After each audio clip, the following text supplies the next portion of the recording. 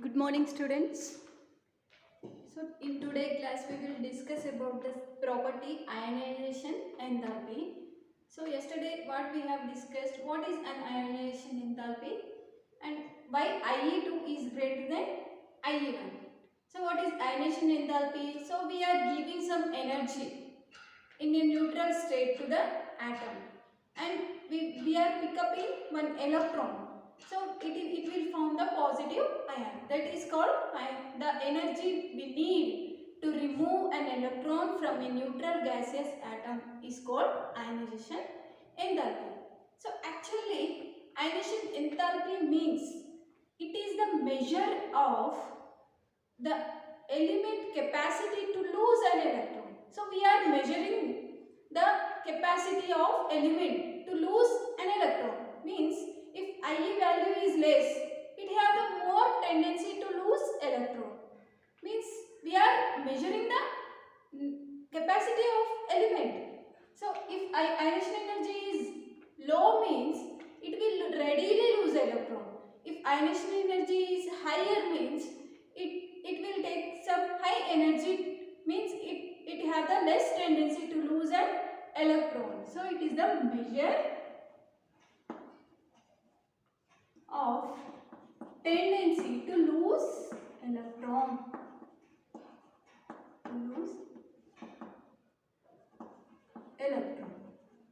So here let us discuss the factors affecting ionization energy. So here there are 5 factors affecting ionization energy. First one is atomic radius, screening effect or shielding effect, nuclear charge, and the penetration power of orbitals, and the stability of half-filled and completely filled subshells. So let us discuss one by one. So the first factor is atomic radius. So atomic radius means the distance between the nucleus and outermost subshell is given by atomic radius. So if atomic radius increases, what happens? So if atomic radius increases, there should be more distance between the nucleus and outermost subshell. So here if radius increases, the distance between the nucleus and outermost subshell is more. So then we need less energy to remove the outermost electron. So if distance increases, then the attraction between the nucleus and outermost electrons decreases. So as distance increases, attraction decreases. So then if size increases, ionization energy values decreases. Means if atomic size increases, it easily loses the electron. So that's why first year group elements, as we go from top to bottom, these elements lithium, sodium, potassium, rubidium, cesium. So as we go from top to bottom, the size increases. Already we have studied. So that's why this capacity to lose electrons also increases from top to bottom. Means ionization energy decreases. We need less energy to remove the electron.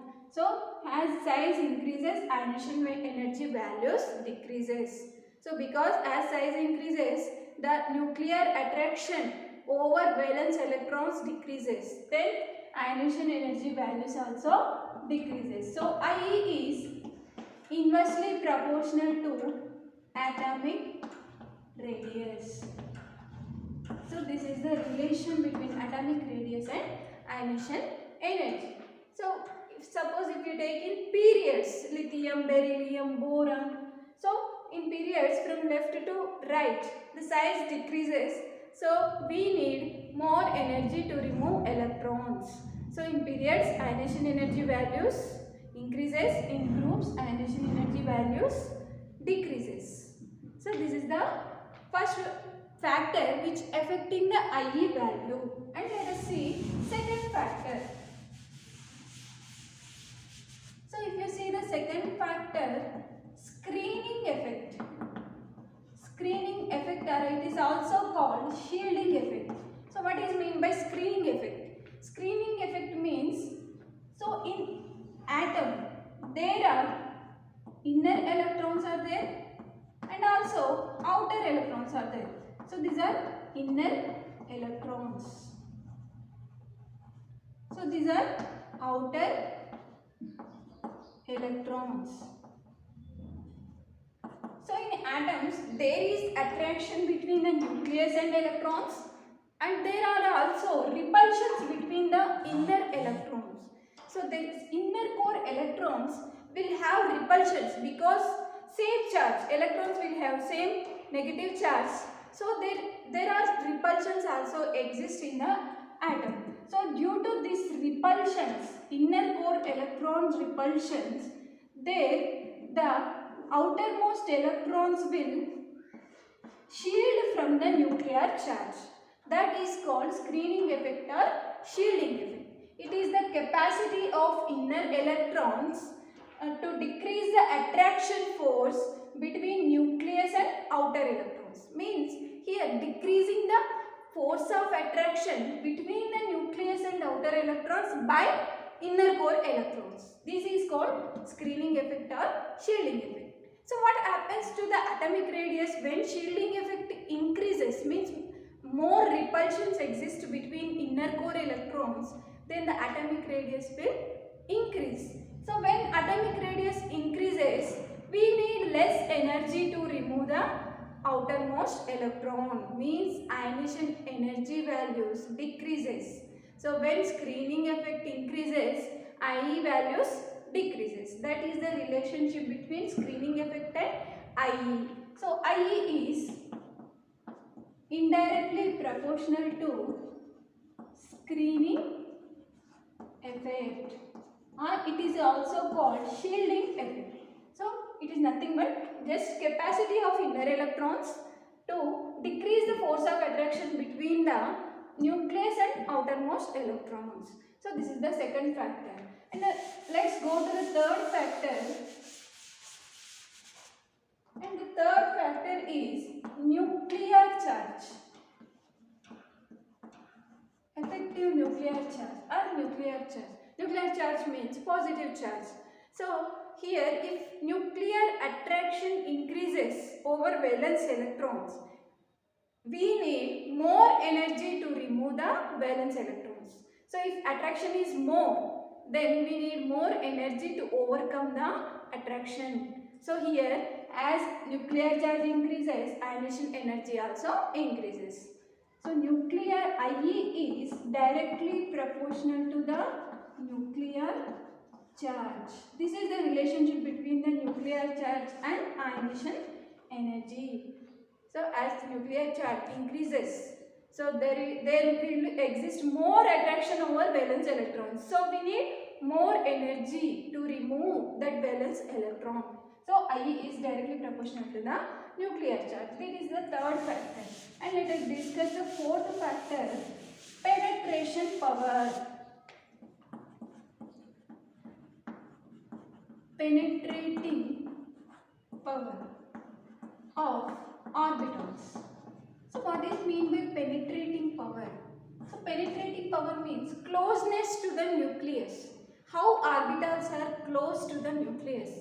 So here if we see the order of increasing penetrating power, here S orbital will have more penetrating power than p orbital, and then d orbital and f orbital. So this is the penetrating power of orbitals.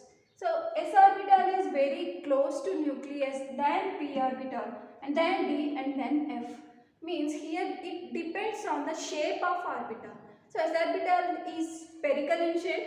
Due to its spherical shape, it is very close to the nucleus. So then we need more energy to remove the valence electron from S subshell, then P subshell, then D subshell, then F shell.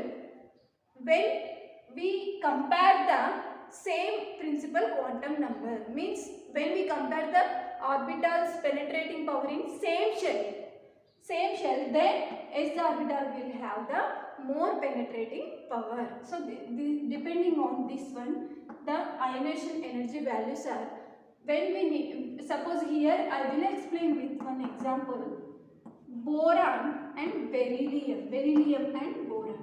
So in beryllium 2s2, this is the outermost electronic configuration, and in boron 2s2 2p1. So here the shell is same, second shell, and here we are removing electron from 2s orbital, and here we are removing electron from the 2p subshell. So as s subshell will have the more penetrating power than p subshell. So here we need more ionization energy. This is one of the factor why ionization energy of beryllium is greater than boron. This is one of the example. So this is the penetrating power of orbitals. And the last factor is stability of electronic configuration. Stability of half-filled and full-filled subshells.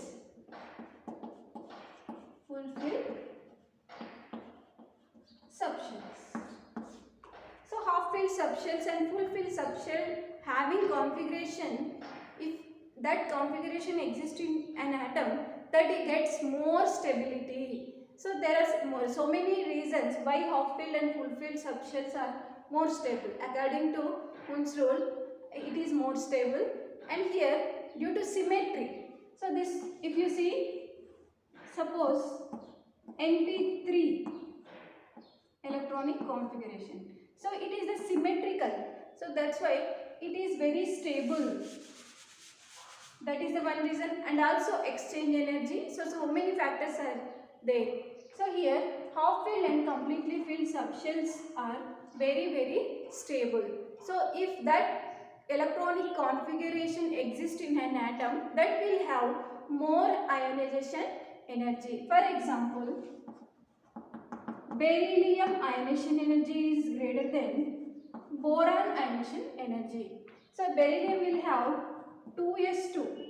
This is the outermost electronic configuration. This is the 2s2 and 2p1. So here it will have the full-filled electronic configuration. Full-filled, just s orbital will have 2 electrons. This is the completely filled electronic configuration. So beryllium will have more ionization energy than boron. So one more example I will give. Nitrogen ionization energy is greater than oxygen. So let us see the electronic configuration. 2s2 2p3, and here 2s2 2p4. So here 2p3 means half-filled subshell. So 2p3 subshell is halfly filled. So this is the half-filled electronic configuration. So that's why nitrogen will have more ionization energy than oxygen. Oxygen will have like this 3 and 4. So here more electron repulsions exist. So here one electron is more in the 2p shell. So this will face some more electronic repulsions. That's why it is unstable. And here less electronic repulsions. That's why it is the stable electronic configuration. So nitrogen will have high ionization energy than the oxygen because of half-filled electronic configuration. So these are the some factors affecting the ionization energy. So let us see the trend in ionization energy. Trend in ionization energy. Trend means trend in IE. Trend means what happens when we move in period from left to right and when we move top to bottom in a group. So if you take in period from left to right, I am taking second period elements lithium, beryllium, boron, carbon, nitrogen, oxygen, fluorine and neon. So from left to right, ionization energy values increases. So because here nuclear attraction force increases as we move from left to right. So that's why IE values, and also size decreases. Yesterday we have discussed atomic size decreases. So if size decreases, what happens? Nuclear attraction over valence electrons increases. So IE values increases. So here in period IE values increases. So let us see in groups what happens. are seeing trend in ionization energy in a particular period. From left to right, ionization energy values increases because size is decreasing and attraction over valence electrons increasing. So that's why IE values increases. So here in a group, if you see in a group from top to bottom, what happens to IE values? Atomic size increases. So as we move from top to bottom, the valence electrons will enter into the new subshells. So that's why the number of subshells increasing and size also increasing. So if size increases, the attraction over valence electrons decreases. Means ionization energy decreases from top to bottom. So if you observe first year group elements, here IE values decreases from top to bottom. So here this cesium will lose electron more readily, more easily. So means IE value is very less for the cesium element in a first year group elements. So this is the trend in ionization enthalpy. And the next property is electron gain enthalpy. So it is opposite to the IE. So electron gain enthalpy means here electron is gaining and energy is releasing. Enthalpy means energy. So here the atom will get electron, gain electron, and energy is released. So here this electron gain enthalpy is defined as the for a neutral atom when we add, so this here we are taking the neutral gaseous atom, and when we add electron and it will become negative ion, and also it releases the energy. This energy, released energy, is called electron gain energy or electron gain enthalpy. So the energy released when we add electron to the neutral gaseous atom is called electron gain enthalpy. It is the measure of the tendency of an atom to accept electron. So here the tendency of an element to lose electron is measured by IE values, and the tendency of an atom to accept electrons is measured by electron gain enthalpy values. Means electron gain enthalpy is more means it readily accepts electron. Electron gain enthalpy less means it becomes difficult to accept electron for a particular atom. So here some elements will have negative enthalpy and some elements will have positive enthalpy. So means here it may be exothermic, means energy is released, or it may be endothermic depending on the element. Most of the elements will have negative enthalpy, means exothermic reaction. Some elements, for example, noble gas elements will have the positive electron gain enthalpy values. So because they are already having the stable electronic configuration, fulfilled electronic configuration. For noble gas electrons, we will write the outermost what? Np2, Np6.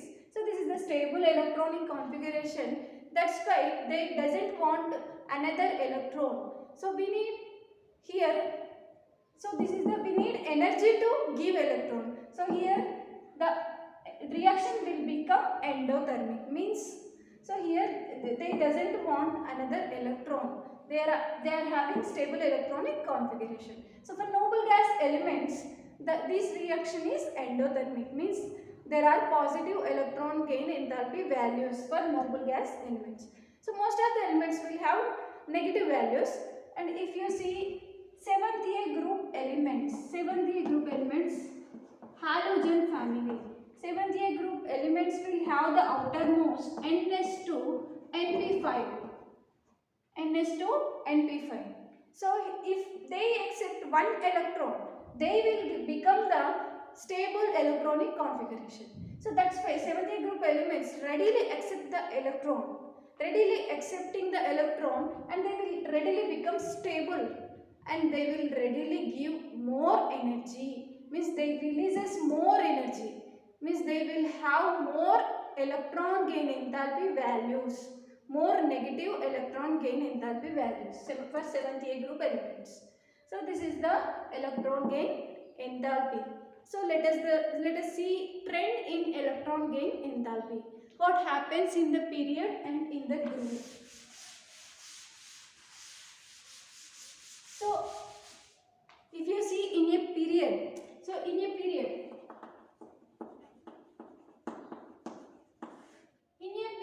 from left to right, the elements readily accept the electron. So here from left to right, the electron gain enthalpy values becomes more negative. So in last 7th group elements will have the higher electron gain enthalpy values in the periodic table. So because by gaining one electron they will become stable. So that's why more energy is released. So in period, electron gain enthalpy becomes more negative, or means the electron gain enthalpy increases from left to right in a particular period. And if you take in a group